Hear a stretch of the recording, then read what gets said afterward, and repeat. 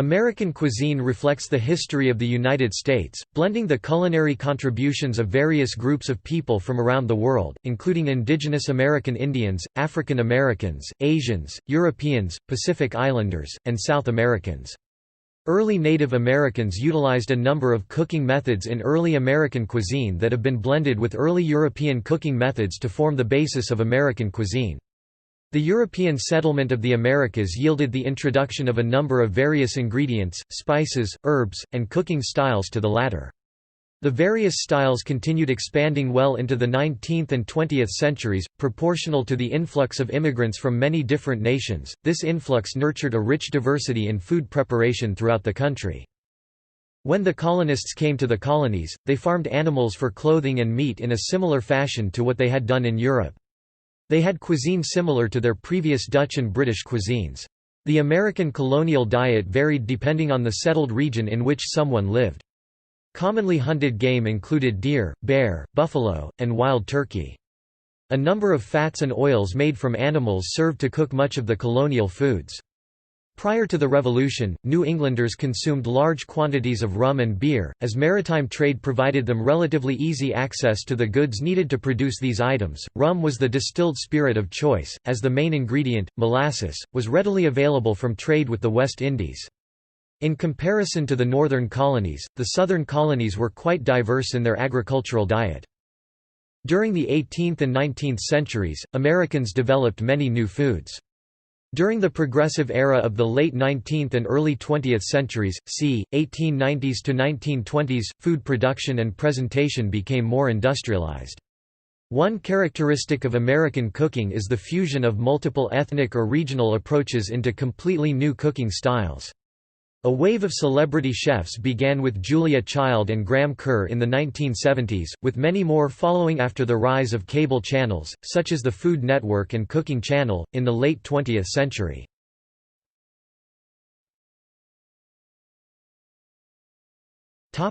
History.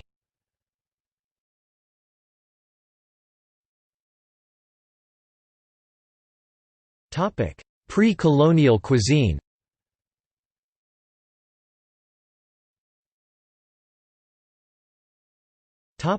Seafood. Seafood in the United States originated with the American Indians in the United States, who often ate cod, lemon sole, flounder, herring, halibut, sturgeon, smelt, drum on the East Coast, and olahan and salmon on the West Coast. Whale was hunted by American Indians off the northwest coast, especially by the macaw, and used for their meat and oil. Seal and walrus were also eaten, in addition to eel from New York's Finger Lakes region. Catfish was also popular among native people, including the Modocs. Crustaceans included shrimp, lobster, crayfish, and Dungeness crabs in the northwest and blue crabs in the east. Other shellfish include abalone and geoduck on the west coast, while on the east coast the surf clam, quahog, and the soft shell clam. Oysters were eaten on both shores, as were mussels and periwinkles.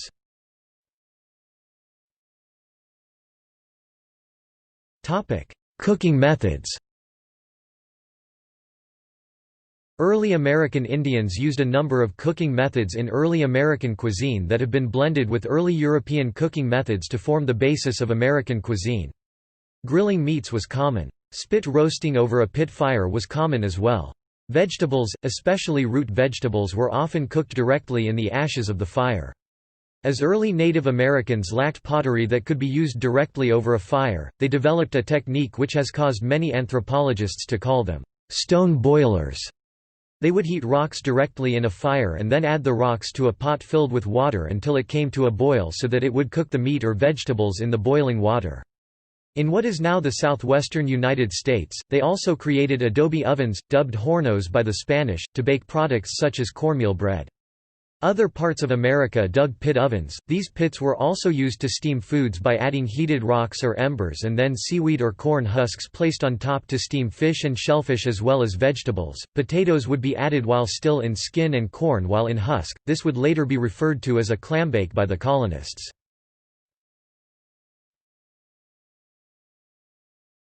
Topic: Colonial period. When the colonists came to Virginia, Pennsylvania, Massachusetts, or any of the other English colonies on the eastern seaboard of North America, their initial attempts at survival included planting crops familiar to them from back home in England. In the same way, they farmed animals for clothing and meat in a similar fashion. Through hardships and eventual establishment of trade with Britain, the West Indies and other regions, the colonists were able to establish themselves in the American colonies with a cuisine similar to their previous British cuisine. There were some exceptions to the diet, such as local vegetation and animals, but the colonists attempted to use these items in the same fashion as they had their equivalents or ignore them entirely if they could. The manner of cooking for the American colonists followed along the line of British cookery up until the Revolution. The British sentiment followed in the cookbooks brought to the New World as well. In 1796, the first American cookbook was published, and others followed. There was a general disdain for French cookery, even with the French Huguenots in South Carolina and French Canadians. One of the cookbooks that proliferated in the colonies was The Art of Cookery Made Plain and Easy 1747 by Hannah Glass, who referred to "the blind folly of this age that would rather be imposed on by a French booby, than give encouragement to a good English cook." Of the French recipes given in the text, she speaks out flagrantly against the dishes as she thinks it an odd jumble of trash. Reinforcing the anti-French sentiment was the French and Indian War from 1754 to 1764. This created a large anxiety against the French, which influenced the English to force many of the French to move, as in the expulsion of the Acadians from Nova Scotia to Louisiana. The Acadians left a French influence in the diet of those settled in Louisiana, and among the Acadian Francophones who settled eastern Maine and parts of what is now northern Vermont at the same time they colonized New Brunswick.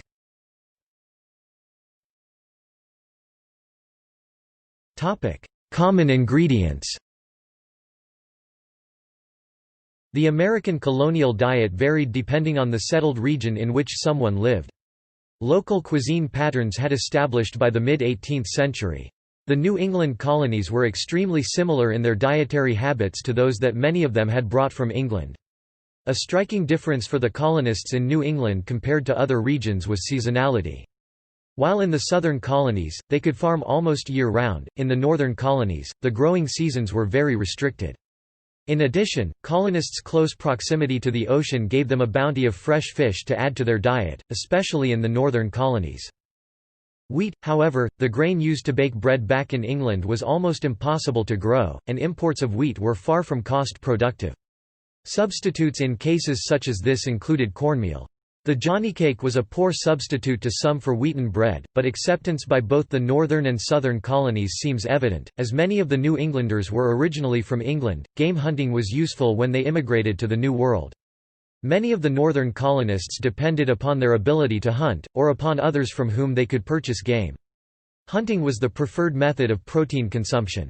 This was opposed to animal husbandry, which required much more work to defend the kept animals against raids.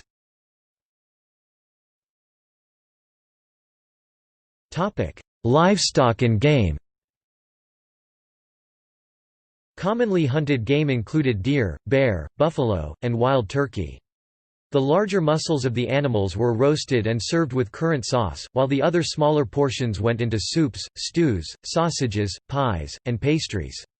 In addition to game, colonists' protein intake was supplemented by mutton.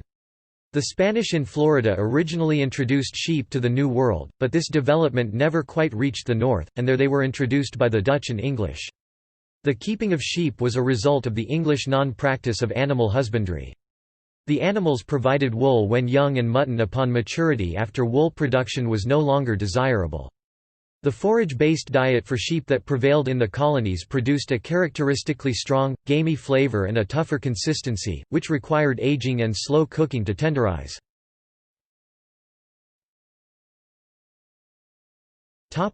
Fats and oils. A number of fats and oils made from animals served to cook much of the colonial foods. Many homes had a sack made of deerskin filled with bear oil for cooking, while solidified bear fat resembled shortening. Rendered pork fat made the most popular cooking medium, especially from the cooking of bacon. Pork fat was used more often in the southern colonies than the northern colonies as the Spanish introduced pigs earlier to the south. The colonists enjoyed butter in cooking as well, but it was rare prior to the American Revolution, as cattle were not yet plentiful.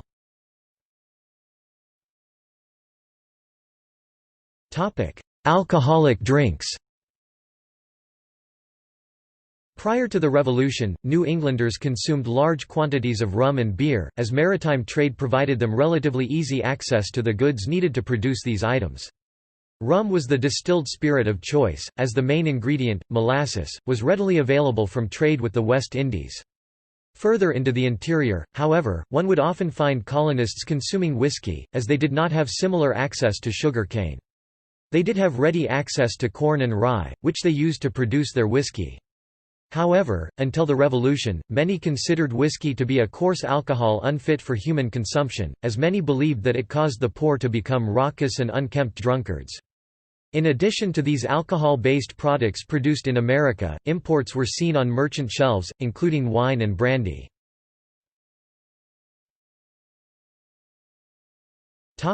Southern variations. In comparison to the northern colonies, the southern colonies were quite diverse in their agricultural diet. The uplands of the Piedmont and the coastal lowlands made up the two main parts of the southern colonies. The diet of the uplands often included wild game, cabbage, string beans, corn, squashes and white potatoes. People had biscuits as part of their breakfast, along with healthy portions of pork. The lowlands of Louisiana included a varied diet heavily influenced by the French, Spanish, Acadians, Germans, Native Americans, Africans and Caribbeans. Rice played a large part of the diet in Louisiana. In addition, unlike the uplands, the lowlands' subsistence of protein came mostly from coastal seafood. Much of the diet involved the use of peppers, as it still does to this day.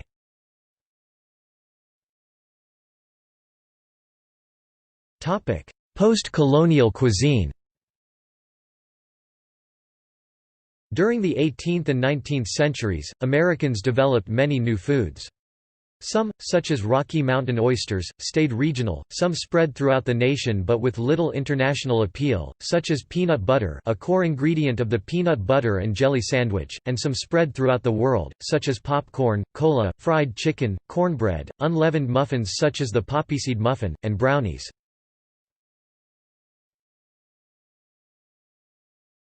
20th-century American farmhouse. During the 1920s, American farms were mostly self-sufficient, but, certain staples like salt, coffee, sugar and baking soda would be purchased at the town general store. If the family didn't grow wheat, then flour would also be purchased. Another luxury was canned salmon, which was sometimes eaten for Sunday dinner. Items purchased at the general store would be paid for with eggs, butter or some other food from the farm. Women were responsible for much of the processing of food like straining fresh milk, churning butter, making molasses from sorghum, grinding corn into cornmeal or cleaning whole chickens. Fresh picked apples were pressed into cider, which could be fermented to make apple cider vinegar. Fruits and vegetables were preserved by various means like canning, drying or pickling. One contemporary writer from Michigan described October as cider season, when apple butter would be made. Her writings mention Johnny cakes, and, as winter fare, buckwheat cakes. Typical farmhouse fare included fried chicken, simmered green beans, boiled corn, chicken and dumplings, fried ham, boiled beans and beets, stewed tomatoes, potatoes, and coleslaw made of shredded cabbage. Pawn house, similar to the scrapple of the Pennsylvania Dutch, was a typical breakfast dish among the Germans who had settled Indiana in the 19th century. Pork scraps and corn meal were cooked into a thick porridge and molded in loaf pans. Once solidified, the mixture would be cut and fried. During the fall months pork might be replaced with fried apples or potatoes. It was served with buttered biscuits, jam, jelly, milk gravy or sorghum syrup. Fruit butter might be made from apples, plums or peaches to accompany the meal. Pork was a staple of the rural diet through the southern and midwestern United States. Lard was used for baking, frying and even as a seasoning. The cookware of the period was made of cast iron and these were thoroughly seasoned with pork fat. Fried salt pork with gravy was an indulgent fat-laden dish often served with a side of boiled potatoes. In the Appalachian region a dish called killed lettuce was made with pokeweed, dandelion and assorted wild greens that were drizzled with hot bacon grease until wilted or killed. Pie could be served up to 3 times a day and many varieties were prepared depending on the season. During the spring months, pies would be made of rhubarb and strawberry, in summer peach, cherry, blackberry, blueberry, elderberry and grape, and in fall apple. The staples of the urban diet were bread, dairy and canned goods. Dinner might be tomato bisque from a can topped with cream or a salad made of canned string beans and mayonnaise. Many preferred to purchase food at delicatessens, rather than attempt to prepare meals in the cramped kitchenettes. German delicatessens in cities like New York and Milwaukee sold imported cold cuts, potato salads, schmierkäse, wienerwurst, North Sea herring, assorted pickles and other prepared foods. Jewish immigrants from Germany soon followed suit, replacing pork dishes with corned beef and pastrami. Ice cream soda was served at soda fountains, along with various other early soda water recipes like the Garden Sass Sundae rhubarb or the O.O. Cindy Sundae strawberry ice cream topped with chocolate syrup, chopped nuts, whipped cream and candied cherries.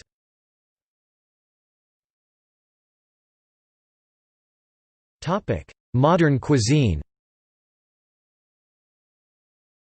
In the 20th century, highly industrialized processed foods became a dominant feature of American diets. Also, appropriation and fusion of the food traditions of various immigrant groups to the U.S. created distinctly ethnic American food styles. Processed food. During the Progressive Era 1890s to 1920s, food production and presentation became more industrialized. Major railroads featured upscale cuisine in their dining cars.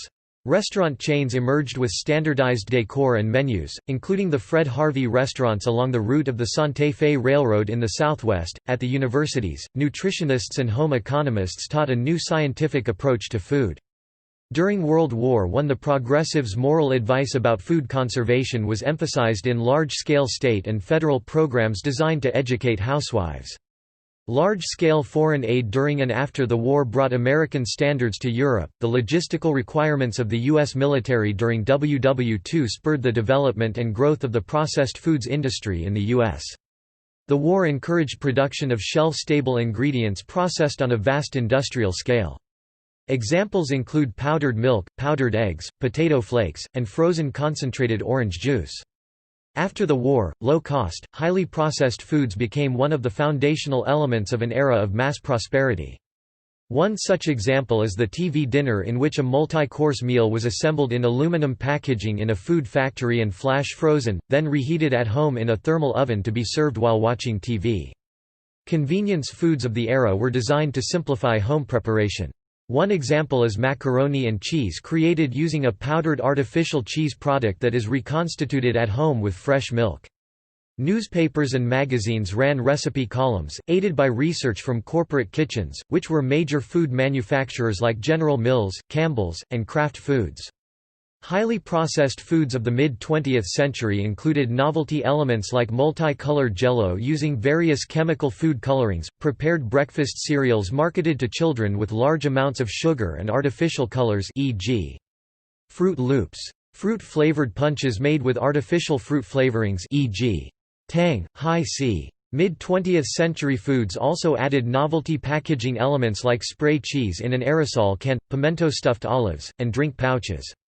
The development of the microwave oven resulted in the creation of industrial food products and packaging that is intended to take advantage of the unique opportunities and overcome the unique challenges of that technology. Microwave popcorn is an example of such a product.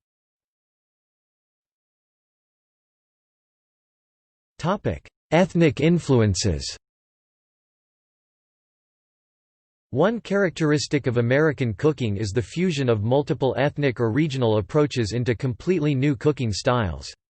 For example, spaghetti is Italian, while hot dogs are German. A popular meal, especially among young children, is spaghetti containing slices of hot dogs. Since the 1960s, Asian cooking has played a particularly large role in American fusion cuisine. Some dishes that are typically considered American have their origins in other countries. American cooks and chefs have substantially altered these dishes over the years, to the degree that the dishes now enjoyed around the world are considered to be American. Hot dogs and hamburgers are both based on traditional German dishes, but in their modern popular form they can be reasonably considered American dishes. Pizza is based on the traditional Italian dish, brought by Italian immigrants to the United States, but varies highly in style based on the region of development since its arrival.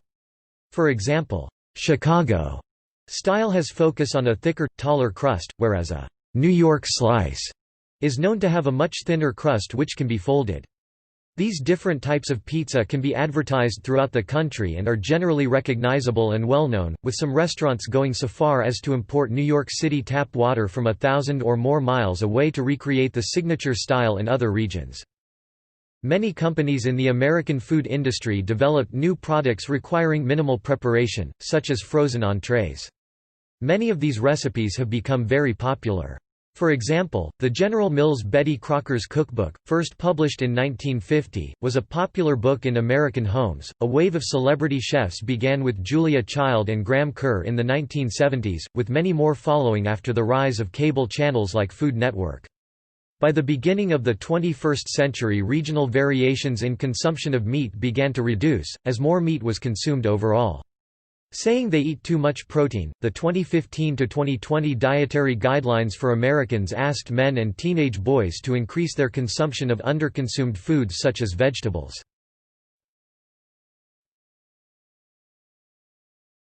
Topic: New American. During the 1980s, upscale restaurants introduced a mixing of cuisines that contain Americanized styles of cooking with foreign elements commonly referred as New American cuisine. New American cuisine refers to a type of fusion cuisine which assimilates flavors from the melting pot of traditional American cooking techniques mixed with flavors from other cultures and sometimes molecular gastronomy components.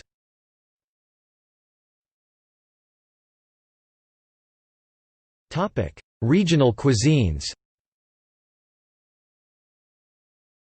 Generally speaking, in the present-day 21st century, the modern cuisine of the United States is very much regional in nature. Excluding Alaska and Hawaii, the terrain spans 3,000 miles (4,800 kilometers) from east to west and more than 1,000 miles (1,600 kilometers) from north to south.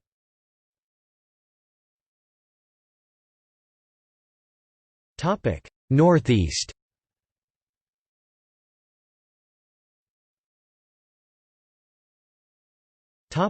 New England. New England is a northeastern region of the United States bordering the maritime provinces of Canada and portions of Quebec in the north.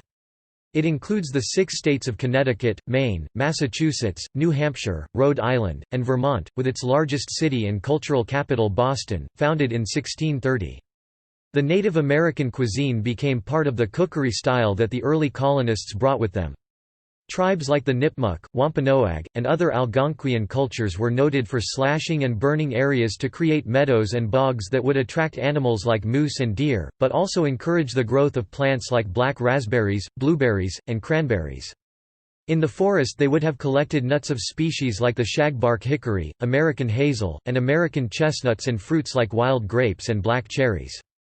All of these eventually showed up in the kitchens of colonial New England women, and many were sent back to England and other portions of Europe to be catalogued by scientists, collectors, and horticulturalists. The style of New England cookery originated from its colonial roots, that is to say practical, frugal, and willing to eat anything other than what they were used to from their British roots.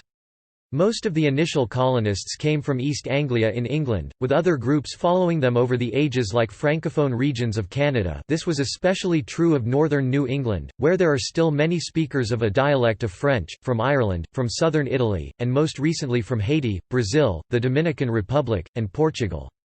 The oldest forms of the cuisine date to the early 17th century, and in the case of Massachusetts, out of the entire country only the state of Virginia can claim recipes that are older. East Anglian cookery would have included recipes for dishes like suet puddings, wheaten breads, and a few shellfish delicacies, like winkles, and would have been at the time of settlement simple Puritan fare, quite in contrast to the fineries and excesses expected in London Cavalier circles. Most of the cuisine started with one-pot cookery, which resulted in such dishes as succotash, chowder, baked beans, and others. Starches are fairly simple, and typically encompass just a handful of classics like potatoes and cornmeal, and a few native breads like Anadama bread, johnnycakes, bulky rolls, Parker House rolls, popovers, and New England brown bread. This region is fairly conservative with its spices, but typical spices include nutmeg, ginger, cinnamon, cloves, and allspice, especially in desserts, and for savory foods, thyme, black pepper, sea salt, and sage. Typical condiments include maple syrup, grown from the native sugar maple, molasses, and cranberry sauce. New England is noted for having a heavy emphasis on seafood, a legacy inherited from coastal tribes like the Wampanoag and Narragansett, who equally used the rich fishing banks offshore for sustenance. Favorite fish include cod, salmon, winter flounder, haddock, striped bass, pollock, hake, bluefish, and, in southern New England, tautog. All of these are prepared numerous ways, such as frying cod for fish fingers, grilling bluefish over hot coals for summertime, smoking salmon, or serving a whole poached one chilled for feasts with a dill sauce, or, on cold winter nights, serving haddock baked in casserole dish with a creamy sauce and crumbled breadcrumbs as a top so it forms a crust. Clam cakes, a savory fritter based on chopped clams, are a specialty of Rhode Island. Farther inland, brook trout, largemouth bass, and herring are sought after, especially in the rivers and icy Finger Lakes in upper New England. Meat is present though not as prominent, and typically is either stewed in dishes like Yankee pot roast and New England boiled dinner or braised, as in a picnic ham. These dishes suit the weather better as summers are humid and hot but winters are raw and cold, getting below 0 degrees Celsius for most of the winter and only just above it by March. The roasting of whole turkeys began here as a centerpiece for large American banquets, and like all other East Coast tribes, the Native American tribes of New England prized wild turkeys as a source of sustenance, and later Anglophone settlers were enamored of cooking them using methods they knew from Europe, often that meant trussing the bird and spinning it on a string or spit roasting. Today turkey meat is a key ingredient in soups, and also a favorite in several sandwiches like the Pilgrim. For lunch, hot roast beef is sometimes chopped finely into small pieces and put on a roll with salami and American or provolone cheese to make a steak bomb. Bacon is often maple cured, and it is often the drippings from this bacon that are an ingredient in corn chowder. Veal consumption was prevalent in the North Atlantic states prior to World War II. A variety of linguiça is favored as a breakfast food, brought with Portuguese fishermen and Brazilian immigrants. In contrast with some parts of the United States, lamb, although less so mutton or goat, is a popular roasted or grilled meat across diverse groups in New England. Dairy farming and its resultant products figure strongly on the ingredient list, and homemade ice cream is a summertime staple of the region. It was a small seasonal roadside stand in Vermont that eventually became Ben and Jerry's ice cream. Vermont is known for producing farmhouse-style cheeses, especially a type of cheddar. The recipe goes all the way back to colonial times when English settlers brought the recipe with them from England and found the rocky landscape eminently suitable to making the cheese. Today Vermont has more artisanal cheese makers per capita than any other state, and diversity is such that interest in goat's milk cheeses has become prominent. Crustaceans and mollusks are also an essential ingredient in the regional cookery. Maine is noted for harvesting pequito crab and Jonah crab and making crab bisques, based on cream with 35% milk fat, and crab cakes out of them, and often they appear on the menu as far south as to be out of region in New York City, where they are sold to 4-star restaurants.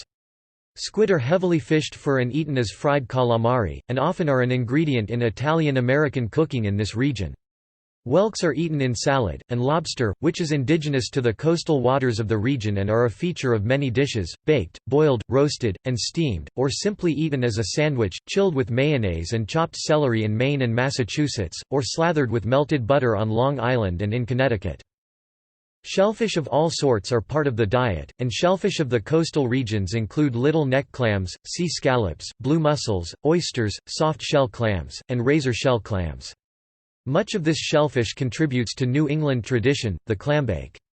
The clambake is known today as a colonial interpretation of an American Indian tradition. In summer, oysters and clams are dipped in batter and fried, often served in a basket with French fries, or commonly on a wheaten bun as a clam roll.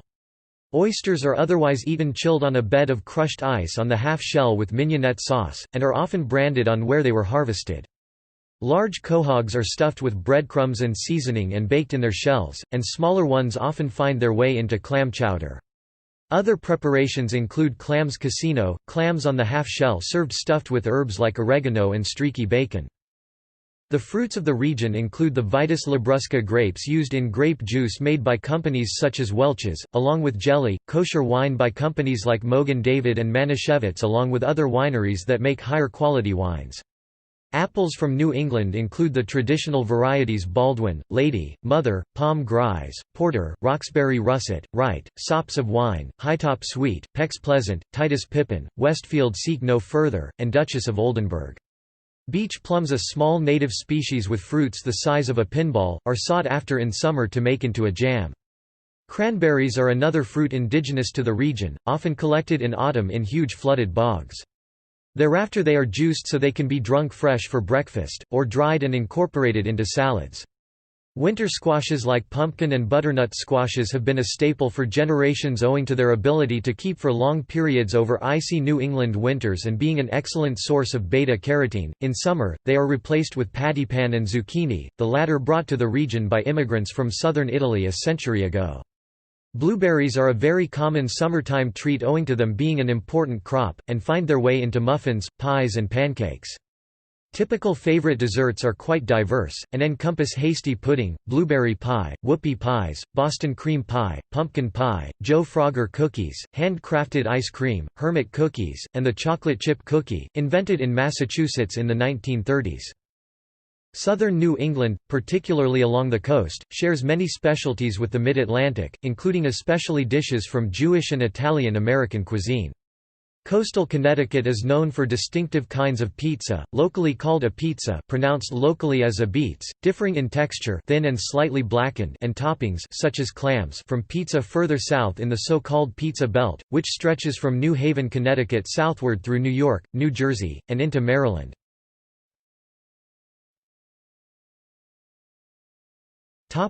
Delaware Valley and Mid-Atlantic.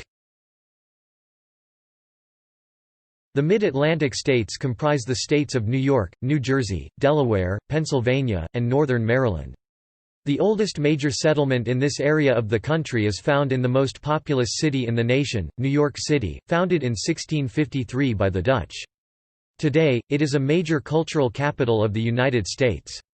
The influences on cuisine in this region are extremely eclectic owing to the fact that it has been and continues to be a gateway for international culture as well as a gateway for new immigrants. Going back to colonial times, each new group has left their mark on homegrown cuisine, and in turn the cities in this region disperse trends to the wider United States. In addition, cities like New York and Philadelphia have had the past influence of Dutch, Italian, German, Irish, British, and Jewish cuisines, and that continues to this day. Baltimore has become the crossroads between North and South, a distinction it has held since the end of the Civil War. A global power city, New York City is well known for its diverse and cosmopolitan dining scene, and compete fiercely for good reviews in the food and dining section of The New York Times, online guides, and Zagat's, the last of which is widely considered the premier American dining guide, published yearly and headquartered in New York City. Many of the more complicated dishes with rich ingredients like lobster Newburg, Waldorf salad, vichyssoise, eggs Benedict, and the New York strip steak were born out of a need to entertain and impress the well-to-do in expensive bygone restaurants like Delmonico's and still-standing establishments like the Waldorf Astoria Hotel. Modern commercial American cream cheese was developed in 1872, when William Lawrence, from Chester, New York, while looking for a way to recreate the soft, French cheese Neufchâtel, accidentally came up with a way of making an unripened cheese that is heavier and creamier. Other dairymen came up with similar creations independently, since the first reference to an alcoholic mixed drink called a cocktail comes from New York State in 1803. It is thus not a surprise that there have been many cocktails invented in New York and the surrounding environs.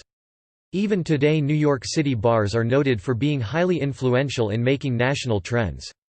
Cosmopolitans, Long Island iced teas, Manhattans, Rob Roys, Tom Collins, Aviations, and Greyhounds were all invented in New York bars, and the gin martini was popularized in New York in speakeasies during the 1920s, as evidenced by its appearance in the works of New Yorker and American writer F. Scott Fitzgerald. Like its neighbor Philadelphia, many rare and unusual liquors and liqueurs often find their way into a mixologist's cupboard or restaurant wine list. New York State is the third most productive area in the country for wine grapes, just behind California and Washington. It has avas near the Finger Lakes, the Catskills, and Long Island, and in the Hudson Valley has the second most productive area in the country for growing apples, making it a center for hard cider production, just like New England. Pennsylvania has been growing rye since Germans began to emigrate to the area at the end of the 17th century and required a grain they knew from Germany. Therefore, overall it is not unusual to find New York-grown Gewürztraminer and Riesling, Pennsylvania rye whiskey, or marcus of locally produced ciders like Original Sin on the same menu. Since their formative years, New York City, Philadelphia, and Baltimore have welcomed immigrants of every kind to their shores, and all three have been an important gateway through which new citizens to the general United States arrive. Traditionally, natives have eaten cheek to jowl with newcomers for centuries, as the newcomers would open new restaurants and small businesses and all the different groups would interact. Even in colonial days, this region was a very diverse mosaic of peoples, as settlers from Switzerland, Wales, England, Ulster, Wallonia, Holland, Gelderland, the British Channel Islands, and Sweden sought their fortune in this region. This is very evident in many signature dishes and local foods, all of which have evolved to become American dishes in their own right. The original Dutch settlers of New York brought recipes they knew and understood from the Netherlands, and their mark on local cuisine is still apparent today. In many quarters of New York, their version of apple pie with a streusel top is still baked, while originating in the colony of New Amsterdam, their predilection for waffles in time evolved into the American national recipe and forms part of a New York City brunch, and they also made coleslaw, originally a Dutch salad, but today accented with the later 18th century introduction of mayonnaise. The donut began its life originally as a New York pastry that arrived in the 18th century as the Dutch oliekoek. Crab cakes were once a kind of English croquette, but over time as spices have been added, they and the Maryland crab feast became two of Baltimore's signature dishes. Fishing for the blue crab is a favorite summer pastime in the waters off Maryland, New Jersey, and Delaware, where they may grace the table at summer picnics. Other mainstays of the region have been present since the early years of American history, like oysters from Cape May, the Chesapeake Bay, and Long Island, and lobster and tuna from the coastal waters found in New York and New Jersey.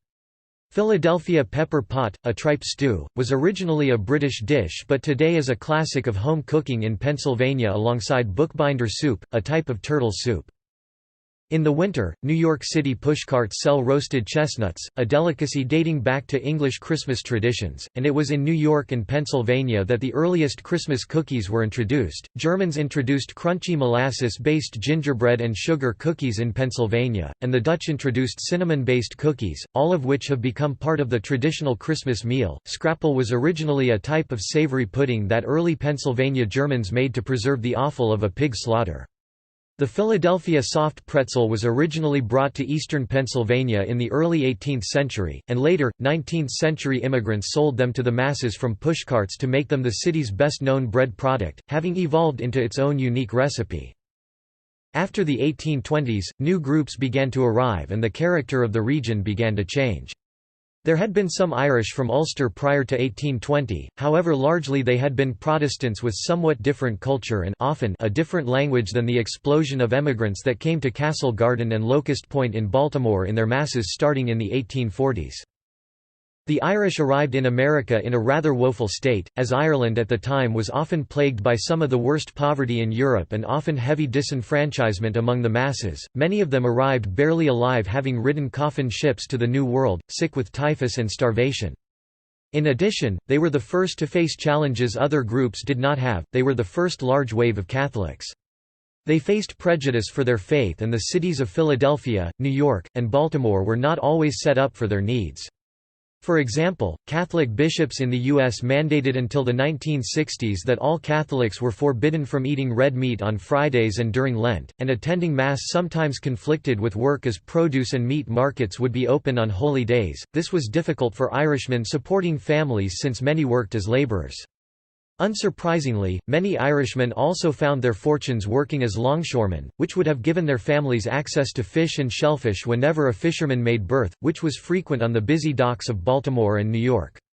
Though there had been some activity in Baltimore in founding a see earlier by the Carrolltons, the Irish were the first major wave of Catholic worship in this region, and that meant bishops and cardinals sending away to Europe for wine. Part of the Catholic Mass includes every parishioner taking a sip of wine from the chalice as part of the Eucharist. Taverns had existed prior to their emigration to America in the region, though the Irish brought their particular brand of pub culture and founded some of the first saloons and bars that served stout and red ale. They brought with them the knowledge of single malt style whiskey and sold it. The Irish were the first immigrant group to arrive in this region in massive millions, and these immigrants also founded some of the earliest saloons and bars in this region, of which McSorley's is an example. It was also in this region that the Irish introduced something that today is a very important festival in American culture that involves a large amount of food, drink, and merry-making: Halloween. In England and Wales, where prior immigrants had come from, the Feast of All Hallows' Eve had died out in the Reformation, dismissed as superstition and excess having nothing to do with the Bible, and often replaced with the festival of Guy Fawkes Night. Other immigrant groups like the Germans preferred to celebrate October 31 as Reformation Day, and after the American Revolution all of the above were less and less eager to celebrate the legacy of an English festival when they had fought a very bloody war to leave the British Empire. The Catholicism of the Irish demanded attendance at church on November 1 and charity and deeds, not just faith, as a cornerstone of dogma, and many of their older traditions survived the Reformation and travelled with them. Naturally, they went door to door to collect victuals for masked parties as well as gave them out, like nuts to roast on the fire, whiskey, beer, or cider, and bombracks. They also bobbed for apples and made dumb cakes. Later in the century they were joined by Scots going guising, children going door to door to ask for sweets and treats in costume. From the mid-Atlantic this trend spread to be nationwide and evolved into American children trick-or-treating on October 31 wearing costumes and their older counterparts having wild costume parties with lots of food and drink like caramel apples, candy apples, dirt cakes, punch, cocktails, cider both alcoholic and non, pumpkin pie, candy corn, chocolate turtles, peanut brittle, taffy, tipsy cake, and copious buckets full of candy, children carving jack-o'-lanterns and eating squash-derived foods derived from Halloween's heritage as a harvest festival and from Irish and Scottish traditions of carving turnips and eating root vegetables at this time of year. Their bobbing for apples has survived to the present day as a Halloween party classic game, as has a variation on the parlor game of trying to grab an apple hanging from the ceiling blindfolded. It has evolved into trying to catch a donut in one's teeth. Immigrants from southern Europe, namely Sicily, Campania, Lazio, and Calabria, appeared between 1880 and 1960 in New York, New Jersey, Pennsylvania, and eastern Maryland hoping to escape the extreme poverty and corruption endemic to Italy. Typically none of them spoke English, but rather dialects of Italian and had a culture that was more closely tied to the village they were born in than the high culture only accessible to those who could afford it at this time. Many could not read or write in any language. They were employed in manual labor or factory work, but it is because of them that dishes like spaghetti with meatballs, New York-style pizza, calzones, and baked ziti exist, and Americans of today are very familiar with semolina-based pasta noodles.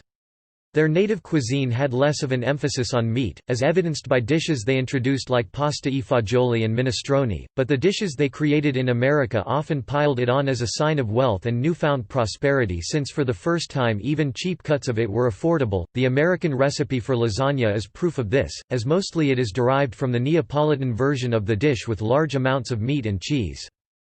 New York-style hot dogs came about with German-speaking emigrants from Austria and Germany, particularly with the Frankfurter sausage and the smaller Wiener sausage. Today, the New York-style hot dog with sauerkraut, mustard, and the optional cucumber pickle relish is such a part of the local fabric, that it is one of the favorite comestibles of New York City. Hot dogs are a typical street food sold year-round in all by the most inclement weather from thousands of pushcarts. As with all other stadiums in Major League Baseball, they are an essential for New York Yankees and the New York Mets games, though it is the local style of preparation that predominates without exception. Hot dogs are also the focus of a televised eating contest on the 4th of July in Coney Island, at Nathan's Famous. One of the earliest hot dog stands opened in the United States in 1916. A summertime treat, Italian ice, began its life as a lemon-flavored penny lick brought to Philadelphia by Italians. Its Hispanic counterpart, piragua, is a common and evolving shaved ice treat brought to New York City by Puerto Ricans in the 1930s. Unlike the original dish, which included flavors like tamarind, mango, coconut, piragua is evolving to include flavors like grape, a fruit not grown in Puerto Rico. Taylor ham, a meat delicacy of New Jersey, first appeared around the time of the Civil War and today is often served for breakfast with eggs and cheese on a Kaiser roll. The bread upon which this is served was brought to the area by Austrians in the second half of the 19th century and is a very common roll for sandwiches at lunchtime, usually tipped with poppy seeds. This breakfast meat is generally known as pork roll in southern New Jersey and Philadelphia, and Taylor ham in northern New Jersey. Other dishes came about during the early 20th century and have much to do with delicatessen fare, set up largely by Jewish immigrants from Eastern Europe who came to America incredibly poor. Most often they were completely unable to partake in the outdoor food markets that the general population utilized as most of the food for sale was not kosher. The influence of European Jewry before their destruction in the Holocaust on modern Mid-Atlantic cooking remains extremely strong and reinforced by their many descendants in the region. American-style pickles, now a common addition to hamburgers and sandwiches, were brought by Polish Jews, and Hungarian Jews brought a recipe for almond horns that now is a common regional cookie, diverting from the original recipe in dipping the ends in dark chocolate. New York-style cheesecake has copious amounts of cream and eggs because animal rennet is not kosher and thus could not be sold to a large number of the deli's clientele. New York inherited its bagels and bialys from Jews, as well as challah bread. Pastrami first entered the country via Romanian Jews, and is a feature of many sandwiches, often eaten on marble rye, a bread that was born in the Mid-Atlantic. Whitefish salad, lox, and matzo ball soup are now standard fare made to order at local diners and delicatessens, but started their life as foods that made up a strict dietary code. Like other groups before them, many of their dishes passed into the mainstream enough so that they became part of diner fare by the end of the 20th century, a type of restaurant that is now more numerous in this region than any other and formerly the subject matter of artist Edward Hopper. In the past this sort of establishment was the haven of the short-order cook grilling or frying simple foods for the working man. Today typical service would include regional staples like beef on weck, Manhattan clam chowder, the club sandwich, buffalo wings, Philadelphia cheesesteak, the black and white cookie, shoofly pie, snapper's soup, Smith Island cake, grape pie, milkshakes, and the egg cream, a vanilla or chocolate fountain drink with a frothy top and fizzy taste. As in Hopper's painting from 1942, many of these businesses are open 24 hours a day.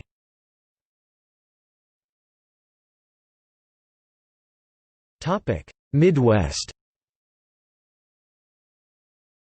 Midwestern cuisine today covers everything from Kansas City-style barbecue to the Chicago-style hot dog, though many of its classics are very simple, hearty fare. Mostly this region was completely untouched by European and American settlers until after the American Civil War, and excepting Missouri and the heavily forested states near the Great Lakes was mainly populated by nomadic tribes like the Sioux, Osage, Arapaho, and Cheyenne. As with most other American Indians tribes, these tribes consumed the three sisters of beans, maize, and squash, but also for thousands of years followed the herds of bison and hunted them first on foot and then, after the spread of mustangs from the southwest due to the explorations of conquistadors, on horseback, typically using bow and arrow. There are buffalo jumps dating back nearly 10,000 years and several photographs and written accounts of trappers and homesteaders attesting to their dependence on the buffalo and to a lesser degree elk. After nearly wiping out the elk and bison to nothingness, this region has taken to raising bison alongside cattle for their meat and at an enormous profit, making them into burgers and steaks. This region today comprises the states near the Great Lakes and also the Great Plains. Much of it is prairie with a very flat terrain where the blue sky meets a never-ending horizon. Winters are bitterly cold, windy, and wet.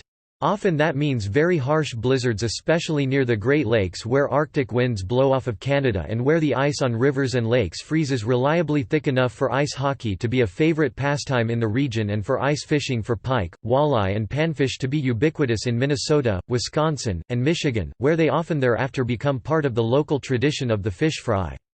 Population density is extremely low away from the Great Lakes and very small towns dominated by enormous farms are the rule, with larger cities being the exception. Detroit, Cleveland, St. Louis, Cincinnati, Indianapolis, Milwaukee, Minneapolis and her twin sister city across the river St. Paul dominate the landscape in wealth and size, owing to their ties with manufacturing, finance, transportation, and meatpacking. Smaller places like Omaha, Tulsa, and Kansas City make up local capitals, but the king of them all is Chicago, third largest city in the country. The upper Midwest includes the states of Illinois, Minnesota, Wisconsin, Ohio, Indiana, and Michigan. Non-American Indian settlement began here earlier than anywhere else in the region, and thus the food available here ranges from the sublime to the bizarre. As with all of the Midwest, the primary meats here are beef and poultry, since the Midwest has been raising turkeys, chickens, and geese for over 150 years. Chickens have been so common for so long that the Midwest has several native breeds that are prized for both backyard farming and for farmers' markets, such as the Buckeye and Wyandotte. 1. Billina appears as a character in the second book of the Oz series by L. Frank Baum. Favorite fruits of the region include a few native plants inherited from Native American tribes like the pawpaw, and the American persimmons are also highly favored.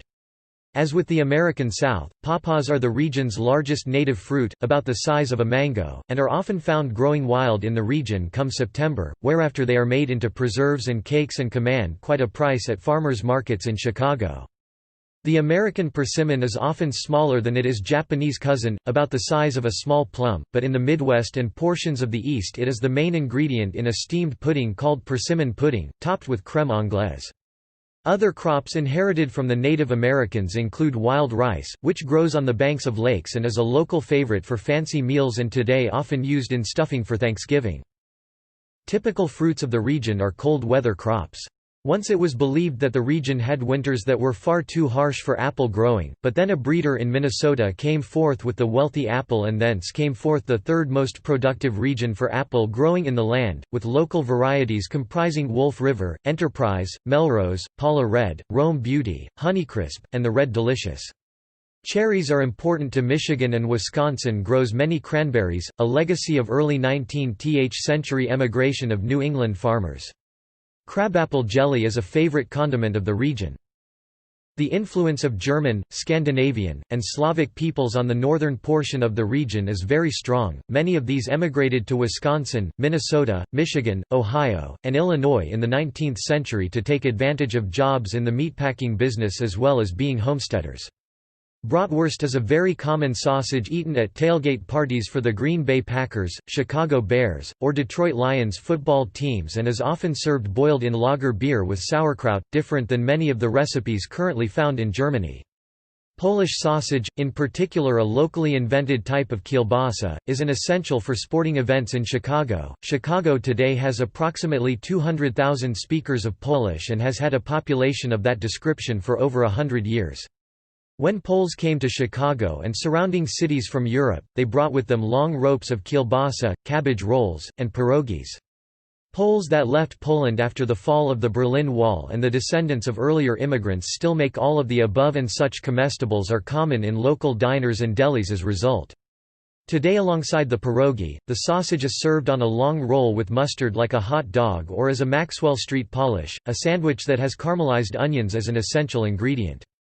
In Cleveland, the same sausage is served in the form of the Polish boy. This is a weird but tasty sandwich made of French fries, spicy barbecue sauce, and coleslaw. Unlike cities in the East where the hot dog alone is traditional, fans of the Cleveland Indians, Detroit Tigers, Chicago Cubs, and Milwaukee Brewers favor at least 2 or 3 different kinds of sausage sold in the little pushcarts outside the stadium. The hot dogs themselves tend to follow the Chicago style, which is loaded with mustard and pickled vegetables.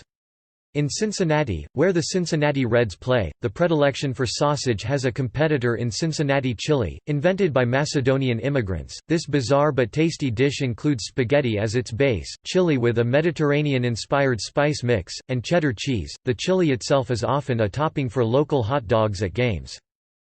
In the Midwest and especially Minnesota, the tradition of the church potluck has become a gathering in which local foods reign, and so it has been since the era of the frontier. Pioneers would often need to pool resources together to have a celebration in the 19th century, and that simply never changed. Nowhere is this more clear than with the hot dish. This is a type of casserole believed to have derived somehow from a Norwegian recipe, and it is usually topped with potatoes or tater tots. Next to the hot dish at the potlucks usually is where the glorified rice is found. This is a dish made of a kind of rice pudding mixed with crushed pineapple and maraschino cherries. Next to that is the booyah, a thick soup made of a number or combinations of meat, vegetables, and seasonings that is meant to simmer on the stove for up to 2 days. Lefse, traditionally a Scandinavian flatbread, has been handed down to descendants for over 100 years and is common on the table. Behind that is the venison, a popular meat around the Great Lakes and often eaten in steaks, sandwiches, and crown roasts for special events. If in North or South Dakota, tiger meat, a dish similar to steak tartare, is present. Last on the table are the dessert bars and most especially the brownies. This confection was created originally in 1898 in Chicago and has gone on to become a global food.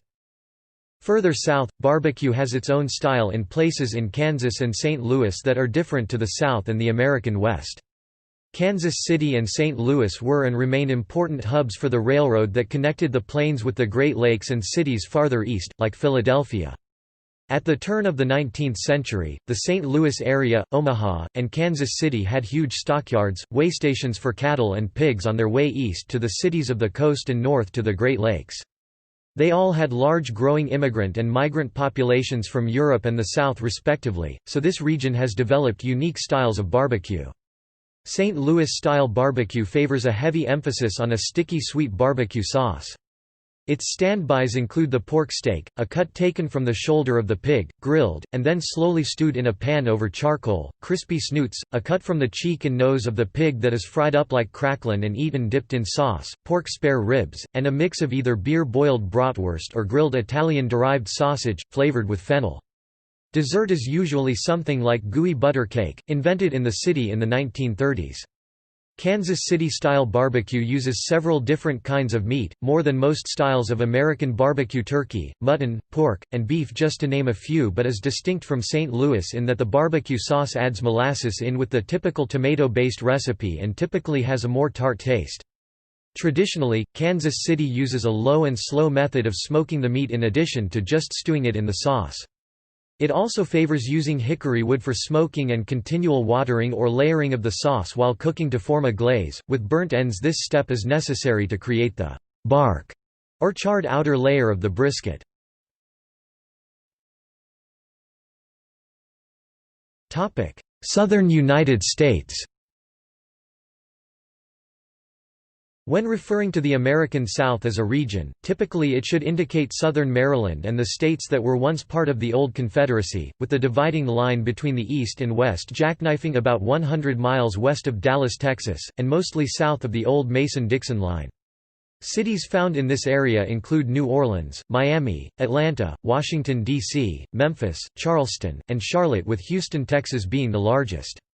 These states are much more closely tied to each other and have been part of U.S. territory for much longer than states much farther west than East Texas, and in the case of food, the influences and cooking styles are strictly separated as the terrain begins to change to prairie and desert from bayou and hardwood forest.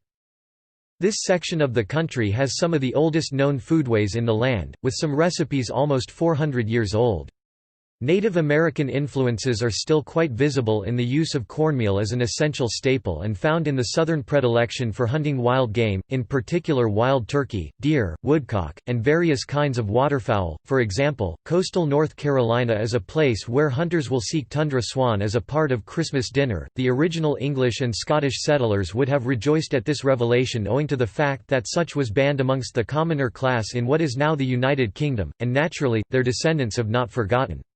Native Americans also consumed turtles and catfish, specifically the snapping turtle and blue catfish. Catfish are often caught with one's bare hands, gutted, breaded, and fried to make a southern variation on English fish and chips, and turtles are turned into stews and soups. Native American tribes of the region such as the Cherokee or Choctaw often cultivated or gathered local plants like pawpaw, maypop, and several sorts of squashes and corn as food and spicebush, sassafras as spices, and the aforementioned fruits are still cultivated as food in the South. Maize is to this day found in dishes for breakfast, lunch and dinner in the form of grits, hoecakes, baked cornbread, and spoonbread, and nuts like the hickory, black walnut and pecan are commonly included in desserts and pastries as varied as mince pies, pecan pie, pecan rolls and honey buns, both are types of sticky bun, and quick breads, which were themselves invented in the South during the American Civil War.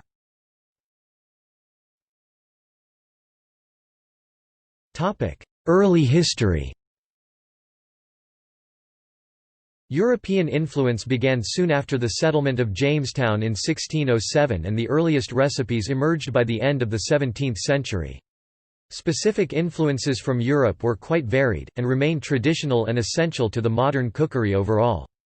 German speakers often settled in the Piedmont on small farms from the coast, and invented an American delicacy that is now nationally beloved, apple butter, based on their recipe for Apfelkraut, and later introduced red cabbage and rye.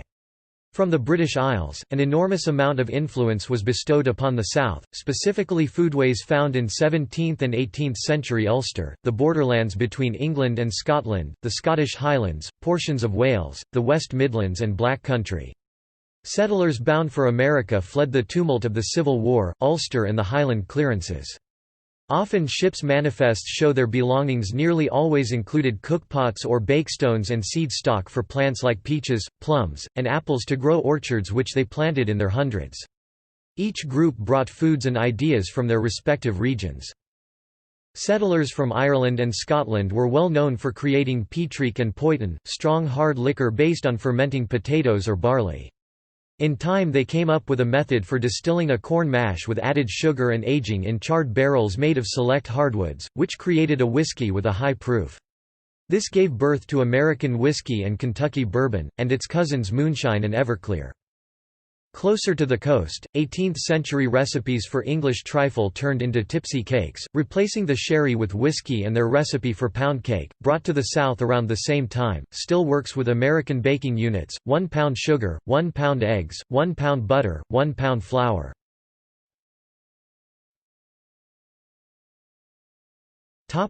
Common features. Pork is the popular choice for Southern-style barbecue and features in other preparations like sausages and sandwiches. For most Southerners in the antebellum period, corn and pork were staples of the diet. Country sausage is an ingredient in the Southern breakfast dish of biscuits and gravy. Country ham is often served for breakfast and cured with salt or sugar and hickory smoked.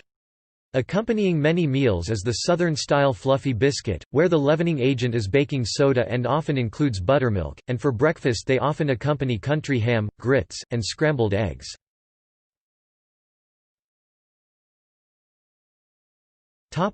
Desserts. Desserts in the South tend to be quite rich and very much a legacy of entertaining to impress guests, since a Southern housewife was, and to a degree still is, expected to show her hospitality by laying out as impressive a banquet as she is able to manage.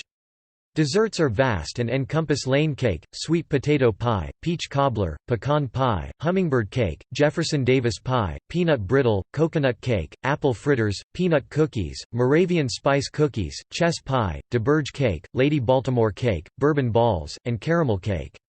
American-style sponge cakes tend to be the rule rather than the exception, as is American-style buttercream, a place where Southern baking intersects with the rest of the United States. Nuts like pecan and hickory tend to be revered as garnishes for these desserts, and make their way into local bakeries as fillings for chocolates.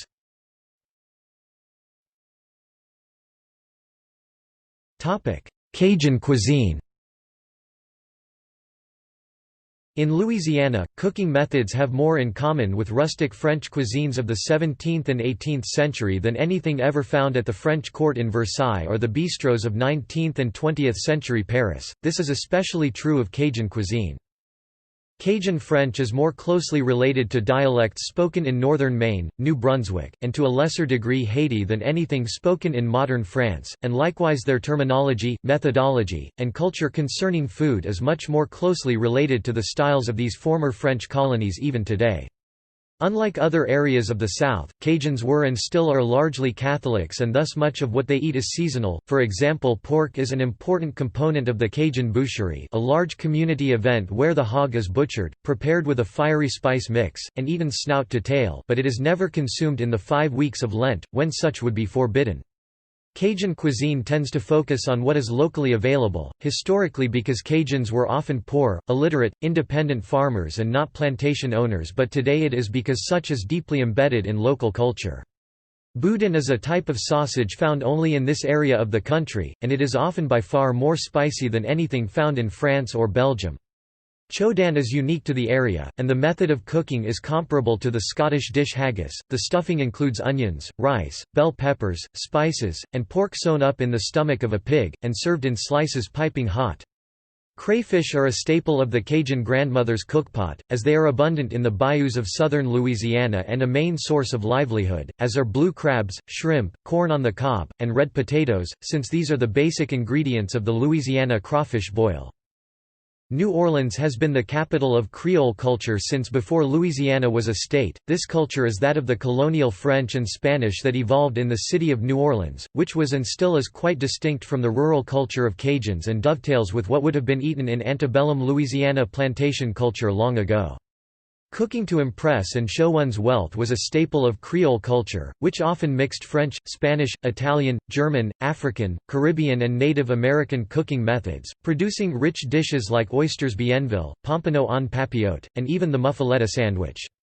However, Louisiana Creole cuisine tends to diverge from the original ideas brought to the region in ingredients. Profiteroles, for example, use a near-identical choux pastry to that which is found in modern Paris but often use vanilla or chocolate ice cream rather than custard as the filling. Pralines nearly always use pecan and not almonds, and bananas foster came about when New Orleans was a key port for the import of bananas from the Caribbean Sea. Gumbos tend to be thickened with okra, or the leaves of the sassafras tree. Andouille is often used, but not the andouille currently known in France, since French andouille uses tripe whereas Louisiana andouille is made from a Boston butt, usually inflected with pepper flakes, and smoked for hours over pecan wood. Other ingredients that are native to Louisiana and not found in the cuisine of modern France would include rice, which has been a staple of both Creole and Cajun cooking for generations, and sugarcane, which has been grown in Louisiana since the early 1800s. Ground cayenne pepper is a key spice of the region, as is the meat of the American alligator, something settlers learned from the Choctaws and Houma. The maypop plant has been a favorite of Southerners for 350 years. It gives its name to the Ocoee River in Tennessee, a legacy of the Cherokees, and in southern Louisiana it is known as liane de grenade, indicating its consumption by Cajuns. It is a close relative of the commercial passionfruit, similar in size, and is a common plant growing in gardens all over the South as a source of fresh summertime fruit.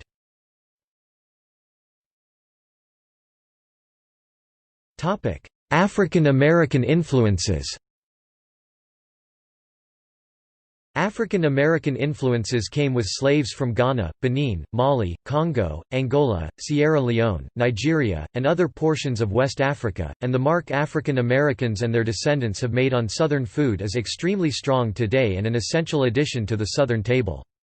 Crops like okra, sorghum, sesame seeds, eggplant, and many different kinds of melons were brought with them from West Africa along with the incredibly important introduction of rice to the Carolinas and later to Texas and Louisiana, whence it became a staple grain of the region and still remains a staple today, found in dishes like Hoppin' John, Purlieu, and Charleston red rice. Like the poorer indentured servants that came to the South, slaves often got the leftovers of what was slaughtered for the consumption of the master of the plantation, and so many recipes had to be adapted for offal, like pig's ears and fatbacks, though other methods encouraged low and slow methods of cooking to tenderize the tougher cuts of meat, like braising, smoking, and pit roasting, the last of which was a method known to West Africans in the preparation of roasting goat.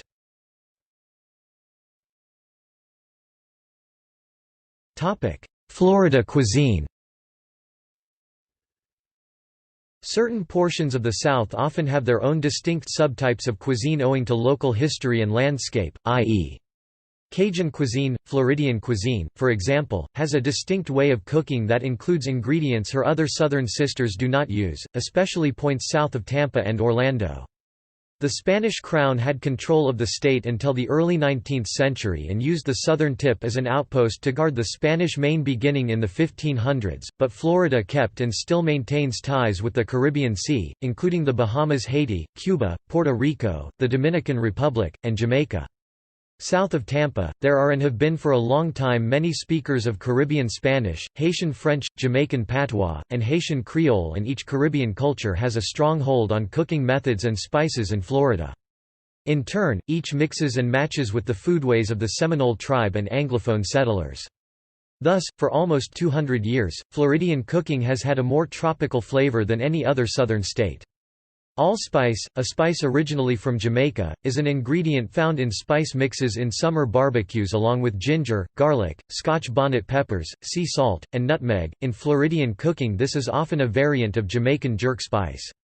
Coconuts are grown in the areas surrounding Miami and are shipped in daily through its port for consumption of the milk, meat, and water of the coconut. Bananas are not just the yellow Cavendish variety found in supermarkets across America. In Florida they are available as bananitos, colorados, platanos, and maduros. The first of these is a tiny miniature banana only about 4 to 5 inches (10 to 13 centimeters) in length, and it is sweet. The second has a red peel and an apple-like aftertaste, and the third and fourth are used as a starch on nearly every Caribbean island as a side dish, baked or fried. All of the above are a staple of Florida outdoor markets when in season, and all have been grown in the Caribbean for almost 400 years. Mangoes are grown as a backyard plant in southern Florida and otherwise are a favorite treat, coming in many different shapes and sizes, from Nam Doc Mai, brought to Florida after the Vietnam War, to Madame Francis, a mango from Haiti. Sweetsop and soursop are popular around Miami, but nearly unheard of in other areas of the South. Citrus is a major crop of Florida, and features at every breakfast table and every market, with the height of the season near the first week of January. Hamlin oranges are the main cultivar planted, and from this crop the rest of the United States and to a lesser extent Europe gets orange juice.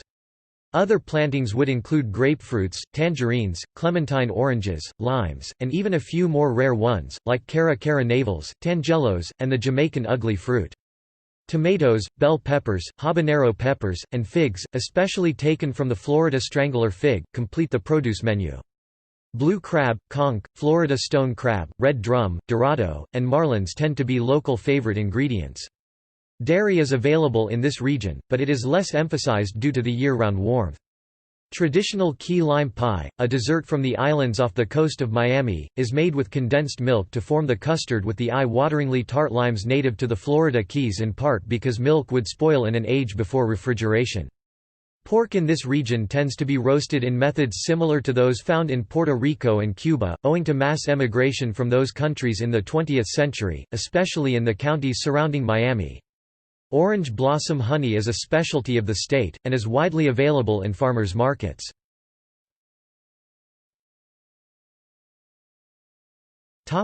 Other small game. Ptarmigan, grouse, crow, blackbirds, dove, ducks and other game fowl are consumed in the United States.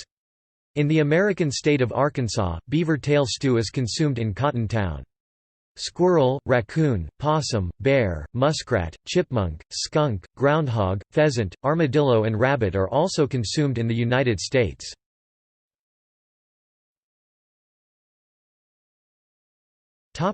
Cuisine in the West. Cooking in the American West gets its influence from Native American and Hispanophone cultures, as well as later settlers that came in the 19th century. Texas, for example, has some influence from Germany in its choice of barbecue by using sausages. Another instance can be found in the northwestern region, which encompasses Oregon, Washington, and Northern California. All of the aforementioned rely on local seafood and a few classics of their own. In New Mexico, Colorado, Nevada, Arizona, Utah, West Texas, and Southern California, Mexican flavors and influences are extremely common, especially from the Mexican states of Chihuahua, Baja California, and Sonora.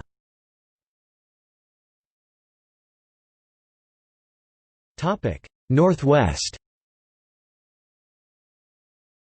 The Pacific Northwest as a region generally includes Alaska and the state of Washington near the Canada-US border and terminates near Sacramento, California. Here, the terrain is mostly temperate rainforest on the coast mixed with pine forest as one approaches the Canada-US border inland. One of the core favorite foodstuffs is Pacific salmon, native to many of the larger rivers of the area and often smoked or grilled on cedar planks. In Alaska, wild game like ptarmigan and moose meat feature extensively since much of the state is wilderness. Fresh fish like steelhead trout, Pacific cod, Pacific halibut, and pollock are fished for extensively and feature on the menu of many restaurants, as do a plethora of fresh berries and vegetables, like cameo apples from Washington state, the headquarters of the U.S. apple industry, cherries from Oregon, blackberries, and marionberries, a feature of many pies. Hazelnuts are grown extensively in this region and are a feature of baking, such as in chocolate hazelnut pie, an Oregon favorite, and almond roca is a local candy.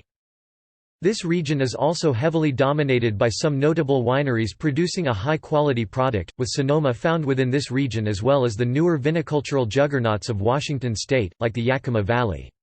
The first plantings of vineyards in the United States began many miles to the south on the Pacific coast in what is now San Diego, because the Franciscan friars that settled Alta California required wines they could use for their table and for the Eucharist, and the variety they planted, the Mission grape, is still available on a limited basis. Today, French, Spanish, and Italian varietals are sold by the hogshead, and much of the area directly north of San Francisco is under vine, in particular Pinot Noir, Garnacha, and Rufina and several Tuscan varietals. Like its counterpart on the opposite coast to the east, there is a grand variety of shellfish in this region. Geoducks are a native species of giant clam that have incredibly long necks, and they are eaten by the bucketful as well as shipped to Asia for millions of dollars as they are believed to be an aphrodisiac.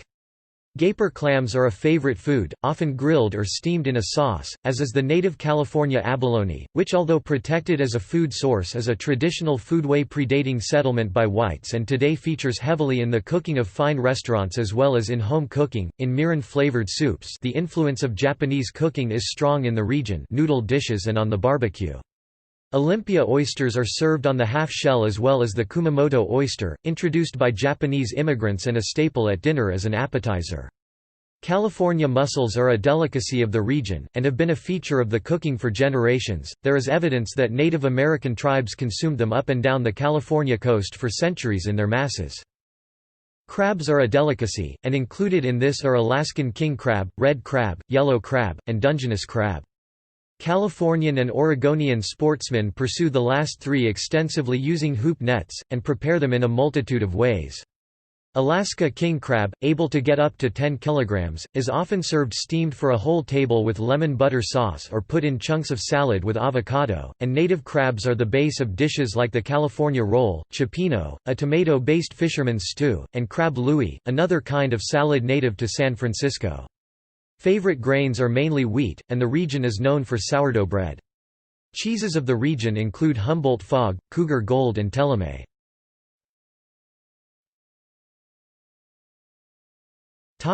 Southwest and Southern California.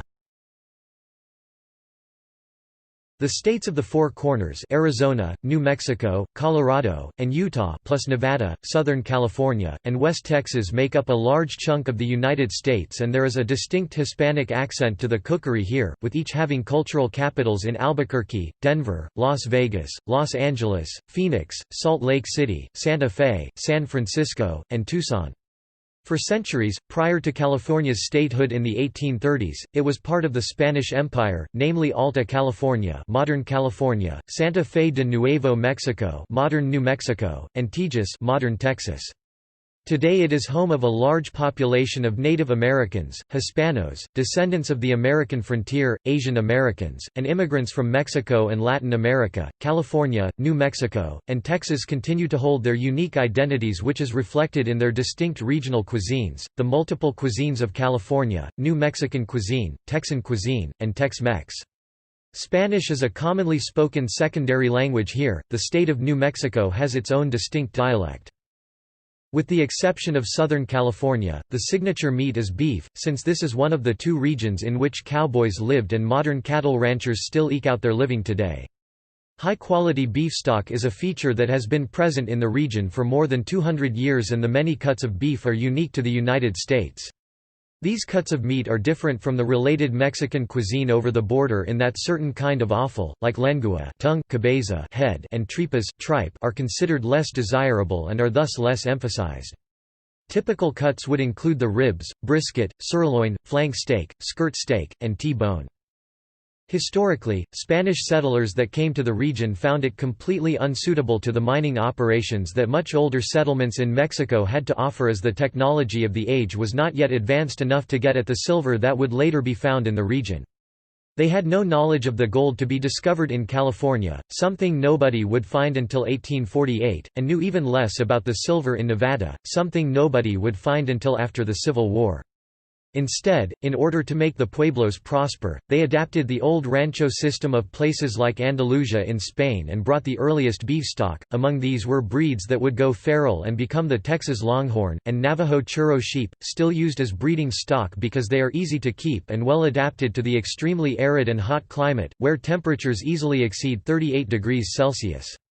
Later, cowboys learned from their management practices, many of which still stand today, like the practical management of stock on horseback using the western saddle.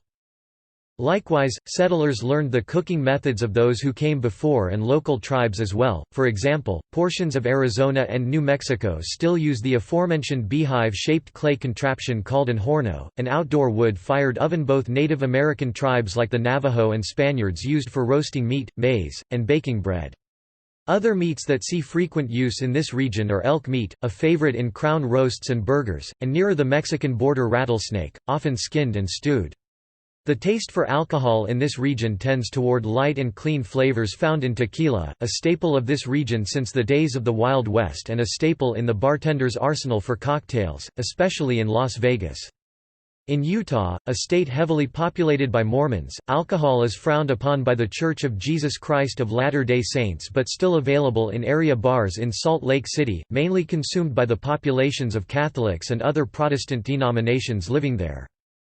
Introduction of agriculture was limited prior to the 20th century and the development of better irrigation techniques, but included the addition of peaches, a crop still celebrated by Native American tribes like the Havasupai, and oranges. Today in Arizona, Texas, and New Mexico, the favored orange today is the Moro blood orange, which often finds its way into the local cuisine, like cakes and marmalade. Pine nuts are a particular regional specialty and feature often in fine dining and cookies. Indeed, in Nevada, the Native American tribes that live there are by treaty given rights to exclusive harvest. From Native Americans, Westerners learned the practice of eating cactus fruit from the myriad species of Opuntia that occupy the Chihuahuan, Sonoran, and Mojave Desert lands. In California, Spanish missionaries brought with them the mission fig. Today this fruit is a delicacy. Cuisine in this region tends to have certain key ingredients: tomatoes, onions, black beans, pinto beans, rice, bell peppers, chili peppers, and cheese, in particular Monterey Jack, invented in Southern California in the 19th century and itself often further altered into pepper jack, where spicy jalapeno peppers are incorporated into the cheese to create a smoky taste. Chili peppers play an important role in the cuisine, with a few native to the region such as the New Mexico chili pepper, known as Hatch, New Mexico and Anaheim, these still grown by Hispanos of New Mexico and Pueblo. In New Mexico, chili is eaten on a variety of foods, such as the green chili cheeseburger, made popular by fast food chains such as Blake's Lottaburger. Indeed, even national fast food chains operating in the state, such as McDonald's, offer locally grown chili on many of their menu items.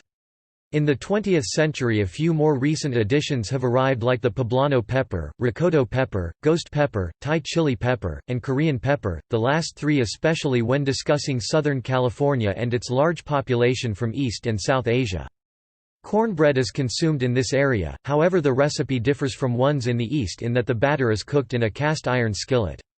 Outdoor cooking is popular and still utilizes an old method settlers brought from the East with them, in which a cast-iron Dutch oven is covered with the coals of the fire and stacked or hung from a tripod. This is different from the earthenware pots of Mexico.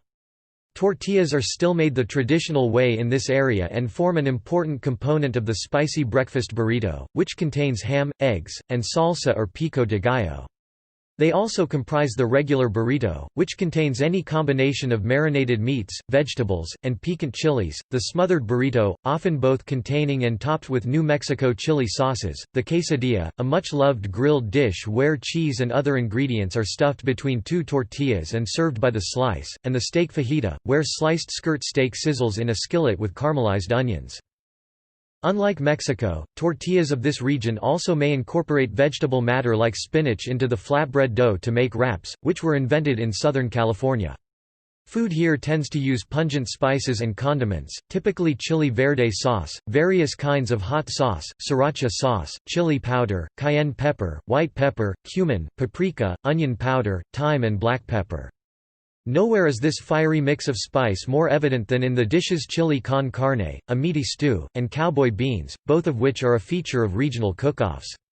Southern California has several additions like 5-spice powder, rosemary, curry powder, kimchi, and lemongrass, with many of these brought by recent immigration to the region and often a feature of Southern California's fusion cuisine, popular in fine dining. In Texas, the local barbecue is often entirely made up of beef brisket or large rib racks, where the meat is seasoned with a spice rub and cooked over coals of mesquite, and in other portions of the state they smoke their meat and peppery sausages over high heat using pecan, apple, and oak and served it with a side of pickled vegetables, a legacy of German and Czech settlers of the late 1800s. California is home to Santa Maria-style barbecue, where the spices involved generally are black pepper, paprika, and garlic salt, and grilled over the coals of Coast live oak. Native American additions may include Navajo fry bread and corn on the cob, often roasted on the grill in its husk. A typical accompaniment or appetizer of all these states is the tortilla chip, which sometimes includes cornmeal from cultivars of corn that are blue or red in addition to the standard yellow of sweet corn, and is served with salsa of varying hotness. Tortilla chips also are an ingredient in the Tex-Mex dish nachos, where these chips are loaded with any combination of ground beef, melted Monterey Jack, cheddar, or Colby cheese, guacamole, sour cream, and salsa, and Texas usually prefers a version of potato salad as a side dish. For alcohol, a key ingredient is tequila. This spirit has been made on both sides of the U.S.-Mexican border for generations, and in modern cuisine it is a must-have in a bartender's arsenal as well as an addition to dishes for sautéing. Southern California is located more towards the coast and has had more contact with immigration from the West Pacific and Baja California, in addition to having the international city of Los Angeles as its capital. Here, the prime mode of transportation is by car. Drive-through fast food was invented in this area, but so was the concept of the gourmet burger movement, giving birth to chains like In-N-Out Burger, with many variations of burgers including chili, multiple patties, avocado, special sauces, and Angus or Wagyu beef. Common accompaniments include thick milkshakes in various flavors like mint, chocolate, peanut butter, vanilla, strawberry, and mango. Smoothies are a common breakfast item made with fresh fruit juice, yogurt, and crushed ice. Agua fresca, a drink originated by Mexican immigrants, is a common hot weather beverage sold in many supermarkets and at mom and pop stands, available in citrus, watermelon, and strawberry flavors. The California version usually served chilled without grain in it. The weather in Southern California is such that the temperature rarely drops below 12 degrees Celsius in winter, thus, sun-loving crops like pistachios, kiwifruit, avocados, strawberries, and tomatoes are staple crops of the region, the last often dried in the sun and a feature of salads and sandwiches. Olive oil is a staple cooking oil of the region and has been since the days of Junipero serra. Today the mission olive is a common tree growing in a Southern Californian's back garden, as a crop olives are increasingly a signature of the region along with Valencia oranges and Meyer lemons. Soybeans, bok choy, Japanese persimmon, Thai basil, Napa cabbage, nori, mandarin oranges, water chestnuts, and mung beans are other crops brought to the region from East Asia and are common additions to salads as the emphasis on fresh produce in both Southern and Northern California is strong. Other vegetables and herbs have a distinct Mediterranean flavor which would include oregano, basil, summer squash, eggplant, and broccoli, with all of the above extensively available at farmers markets all around Southern California. Naturally, salads native to Southern California tend to be hearty affairs, like Cobb salad and Chinese chicken salad, and dressings like Green Goddess and ranch are a staple. California-style pizza tends to have disparate ingredients with an emphasis on vegetables, with any combination of chili oil, prawns, eggs, chicken, shiitake mushrooms, olives, bell pepper, goat cheese, and feta cheese. Peanut noodles tend to include a sweet dressing with lo mein noodles and chopped peanuts. Fresh fish and shellfish in Southern California tends to be expensive in restaurants, but every year since the end of World War II, the Pismo Clam Festival has taken place where the local population takes a large species of clam and bakes, stuffs, and roasts it as it is a regional delicacy. Fishing for Pacific species of octopus and the Humboldt squid are common, and both are a feature of East Asian and other LA fish markets. Lingcod is a coveted regional fish that is often caught in the autumn off the coast of San Diego and in the Channel Islands and often served baked. California sheephead are often grilled and are much sought after by spear fishermen and the immigrant Chinese population, in which case it is basket steamed. Most revered of all in recent years is the California spiny lobster, a beast that can grow to be 20 kilograms, and is a delicacy that now rivals the fishery for Dungeness crab in its importance.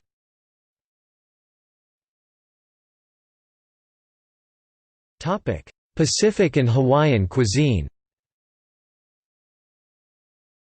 Hawaii is often considered to be one of the most culturally diverse U.S. states, as well as being the only state with an Asian majority population and being one of the few places where United States territory extends into the tropics. As a result, Hawaiian cuisine borrows elements of a variety of cuisines, particularly those of Asian and Pacific Rim cultures, as well as traditional native Hawaiian and a few additions from the American mainland. American influence of the last 150 years has brought cattle, goats, and sheep to the islands, introducing cheese, butter, and yogurt products, as well as crops like red cabbage.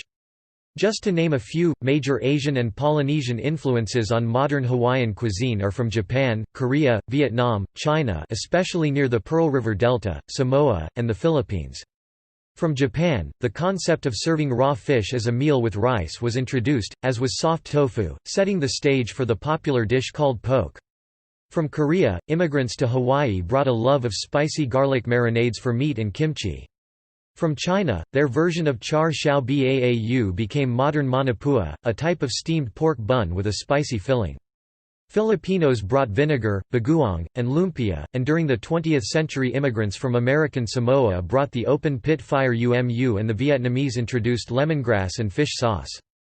Each East Asian culture brought several different kinds of noodles, including udon, ramen, mei fun, and pho, and today these are common lunchtime meals. Much of this cuisine mixes and melts into traditions like the luau, whose traditional elaborate fare was once the prerogative of kings and queens but today is the subject of parties for both tourists and also private parties for the ohana, meaning family and close friends. Traditionally, women and men ate separately under the Hawaiian kapu system, a system of religious beliefs that honored the Hawaiian gods similar to the Maori tapu system, though in this case had some specific prohibitions towards females eating things like coconut, pork, turtle meat, and bananas as these were considered parts of the male gods.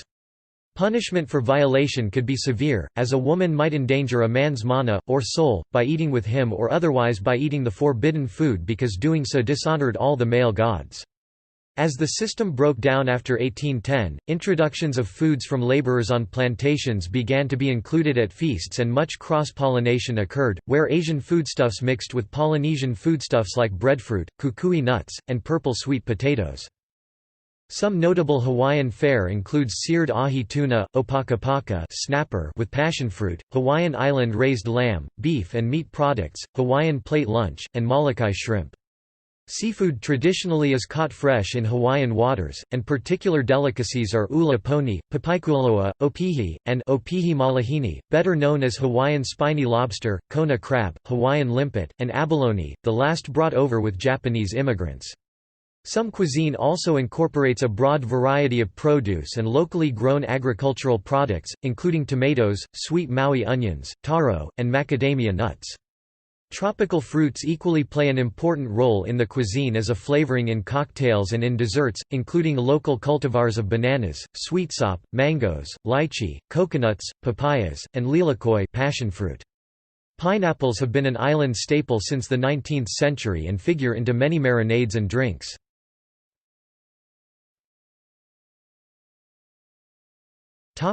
Common dishes found on a regional level.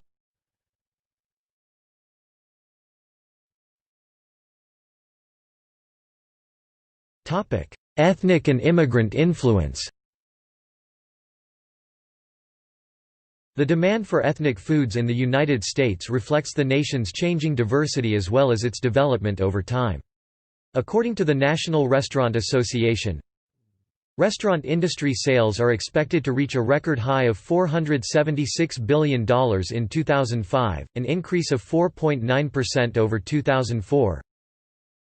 Driven by consumer demand, the ethnic food market reached record sales in 2002, and has emerged as the fastest-growing category in the food and beverage product sector, according to USBX Advisory Services. Minorities in the U.S. spend a combined $142 billion on food, and by 2010, America's ethnic population is expected to grow by 40%. A movement began during the 1980s among popular leading chefs to reclaim America's ethnic foods within its regional traditions, where these trends originated. One of the earliest was Paul Prudhomme, who in 1984 began the introduction of his influential cookbook, Paul Prudhomme's Louisiana Kitchen. By describing the over 200-year history of Creole and Cajun cooking, he aims to preserve and expand the Louisiana tradition.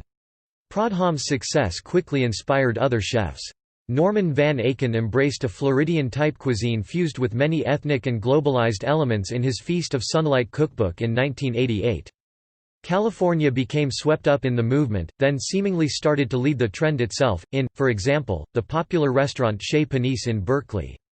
Examples of the Chez Panisse phenomenon, chefs who embraced a new globalized cuisine, were celebrity chefs like Jeremiah Tower and Wolfgang Puck, both former colleagues at the restaurant. Puck went on to describe his belief in contemporary, new-style American cuisine in the introduction to the Wolfgang Puck cookbook. Another major breakthrough, whose originators were once thought to be crazy, is the mixing of ethnic cuisines.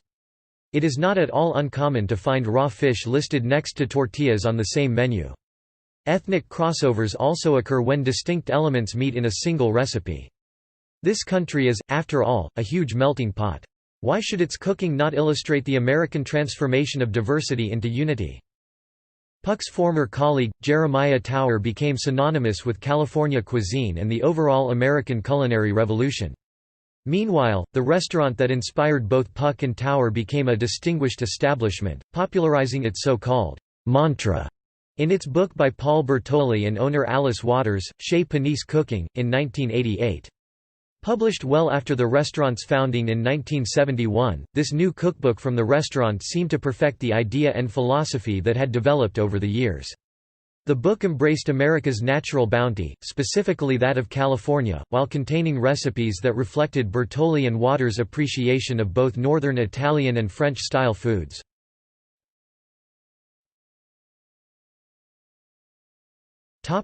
Early ethnic influences. While the earliest cuisine of the United States was influenced by Native Americans, the 13 colonies, or the antebellum South, the overall culture of the nation, its gastronomy and the growing culinary arts became ever more influenced by its changing ethnic mix and immigrant patterns from the 18th and 19th centuries unto the present. Some of the ethnic groups that continued to influence the cuisine were here in prior years, while others arrived more numerously during the Great Transatlantic Migration of 1870. 1914 or other mass migrations. Some of the ethnic influences could be found across the nation after the American Civil War and into the continental expansion for most of the 19th century. Ethnic influences already in the nation at that time would include the following groups and their respective cuisines. Select nationalities of Europe and the respective developments from early modern European cuisine of the colonial age.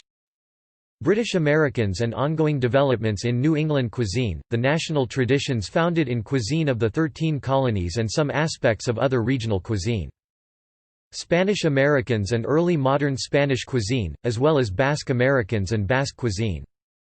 Early German American or Pennsylvania Dutch and Pennsylvania Dutch cuisine. French Americans and their New World regional identities such as Acadian, Cajun and Cajun cuisine, Louisiana Creole and Louisiana Creole cuisine. Louisiana Creole, also called French Créole, refers to native-born people of the New Orleans area who are descended from the colonial French and Spanish settlers of colonial French Louisiana, before it became part of the United States in 1803 with the Louisiana Purchase. The various ethnicities originating from early social factors of race in the United States and the gastronomy and cuisines of the New World, Latin American cuisine and North American cuisine. Indigenous Native Americans in the United States and American Indian cuisine. African Americans and soul food. Puerto Rican cuisine. Mexican Americans and Mexican American cuisine, as well as related regional cuisines. Tex-Mex, regional Texas and Mexican fusion. Some aspects of Southwestern cuisine. Cuisine of New Mexico. Topic: Later ethnic and immigrant influence. Mass migrations of immigrants to the United States came in several waves.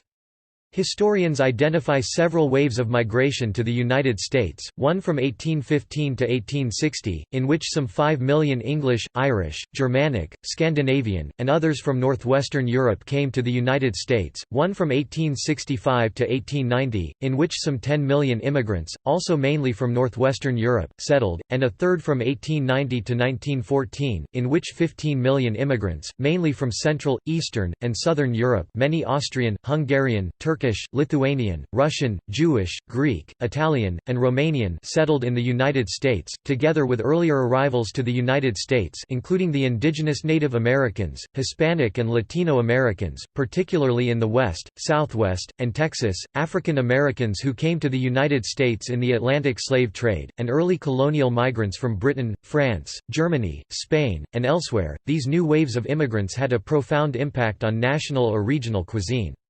Some of these more prominent groups include the following: Italian, Mexican and Chinese Cantonese cuisines have indeed joined the mainstream.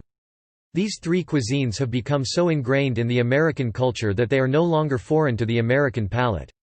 According to the study, more than 9 out of 10 consumers are familiar with and have tried these foods, and about half report eating them frequently.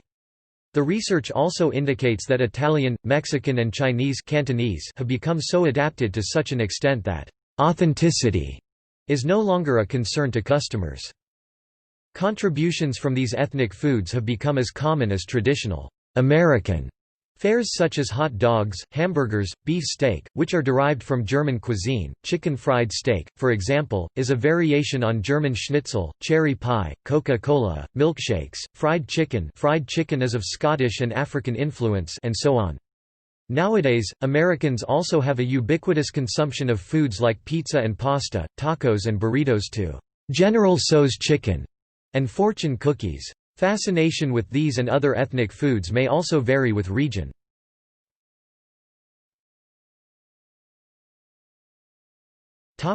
Notable American chefs. American chefs have been influential both in the food industry and in popular culture. An important 19th-century American chef was Charles Ranhofer of Delmonico's restaurant in New York City.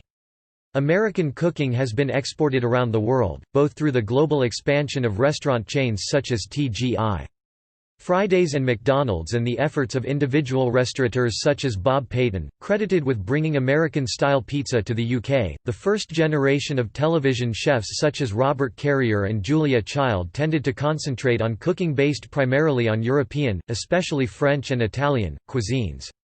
Only during the 1970s and 1980s did television chefs such as James Beard and Jeff Smith shift the focus towards home-grown cooking styles, particularly those of the different ethnic groups within the nation.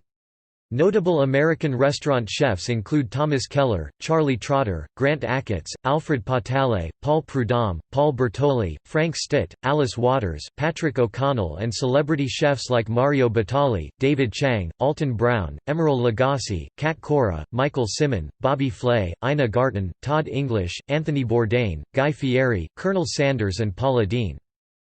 Regional chefs are emerging as localized celebrity chefs with growing broader appeal, such as Peter Merriman, Hawaii regional cuisine, Jerry Tronfeld, Alan Wong, Pacific Rim cuisine, Norman Van Aken, New World cuisine, fusion Latin, Caribbean, Asian, African and American, and Mark Miller, American Southwest cuisine.